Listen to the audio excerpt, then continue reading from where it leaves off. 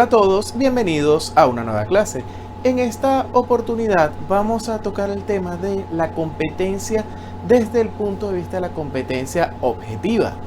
Ya en un video anterior hablamos de lo que era la competencia subjetiva y dimos también el concepto de competencia, que es este límite al ejercicio de la facultad jurisdiccional. En esta oportunidad vamos a hablar de la competencia objetiva y debemos empezar señalando el hecho de que cuando hablamos de competencia objetiva es lo que más comúnmente se le llama pura y simplemente competencia. La competencia objetiva es aquella que está determinada por los criterios de materia, territorio y de ser aplicable también por la cuantía. Es decir, cuando escuchen en algún momento hablar de un juez incompetente o de un funcionario incompetente, estamos hablando específicamente de la competencia objetiva, o es lo que comúnmente se denomina o se habla de competencia objetiva. La competencia subjetiva no es comúnmente utilizada la palabra competencia para referirse a ella, es decir, no suele decirse este funcionario es subjetivamente incompetente, o cuando se habla de este funcionario es incompetente suele ser, o este tribunal es incompetente, suele ser referido a la competencia objetiva. Vamos a empezar el estudio de lo que es la competencia objetiva por lo que es la materia civil. Y según las disposiciones de nuestro Código de Procedimiento Civil, podemos definir los criterios de competencia objetiva en la materia civil en tres aspectos. El primero, la competencia por la materia, que tal como establece el código, está determinada por la naturaleza del asunto a tratar.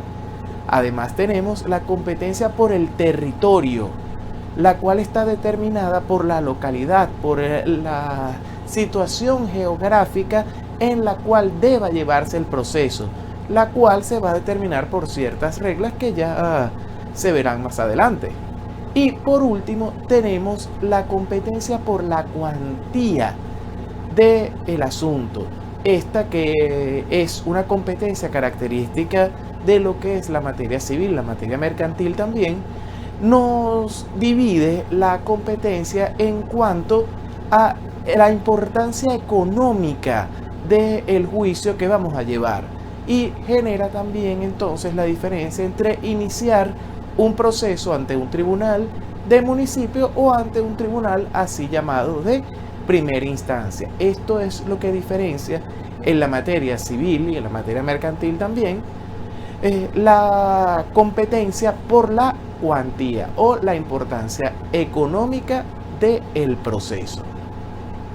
En este mismo orden de ideas, debemos señalar que en lo que respecta a la materia civil y a estas tres divisiones de la competencia que acabamos de mencionar, lo que es la competencia por la materia y la competencia por la cuantía se consideran competencias de orden público.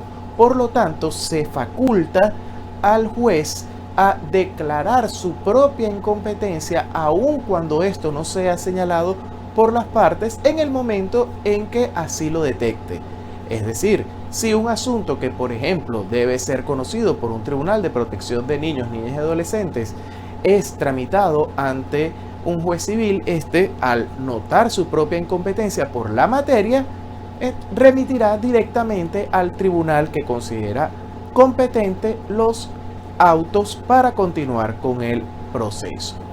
Además, tenemos el mismo caso, por ejemplo, cuando un tribunal de municipio puede advertir que la cuantía de la demanda lo vuelve incompetente, debe remitir inmediatamente los autos a un tribunal competente. Lo que es la competencia por el territorio, sí se permite que en ciertos casos sea derogada por las partes. Estos casos son cuando no deba intervenir el Ministerio Público y cuando no esté expresamente prohibido por alguna ley especial. Cuando nos encontramos en alguno de estos dos casos excepcionales, podría incluso el juez declarar su propia incompetencia también por el territorio, remitiendo los autos al que resulte competente. En caso de que el juez no advierta su propia incompetencia, será en este caso la parte demandada, pues el demandante fue el que ejerció y decidió ejercer la acción ante ese tribunal incompetente, será la parte demandada que le señalará a este tribunal su propia incompetencia, con el requisito siempre necesario de que la parte que le señala al tribunal su incompetencia debe señalar además cuál es el tribunal que considera competente. En este caso, nos vamos a encontrar con la situación de que el tribunal, al declarar su incompetencia, remitirá los autos al tribunal que considera competente. Y aquí podemos también notar que se abre un abanico de posibilidades respecto a lo que son los llamados conflictos de competencia.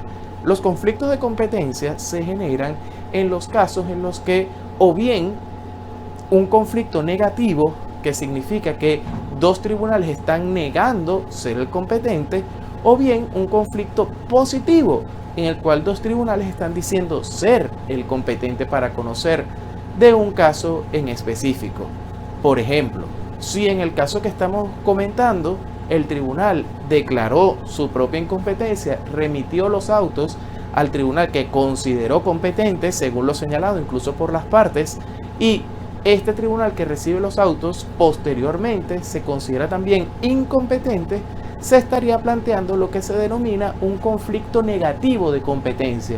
Es decir, tenemos dos tribunales que están diciendo: hey, yo no soy el competente.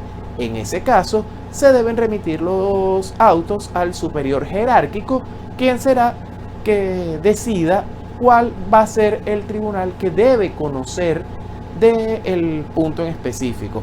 Algo relativamente igual ocurre cuando el conflicto es un conflicto positivo, en el caso en que dos tribunales están afirmando su competencia respecto al conocimiento de un proceso. Sin embargo, el ejemplo para esto lo vamos a dejar para más adelante, cuando hablemos de lo que son las causas que modifican la competencia objetiva, en el cual se va a entender un poco mejor este punto.